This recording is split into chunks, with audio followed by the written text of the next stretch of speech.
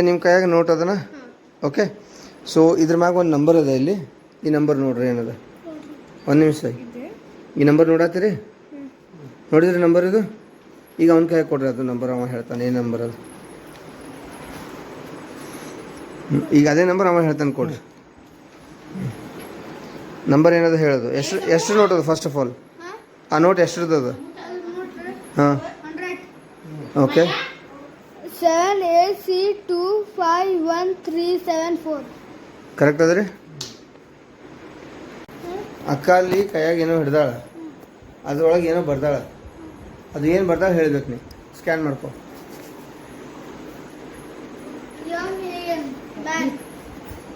Okay. ಈಗ ಮತ್ತೇನಾರ ಬ್ಯಾರೇದು ಬರ್ರಿ.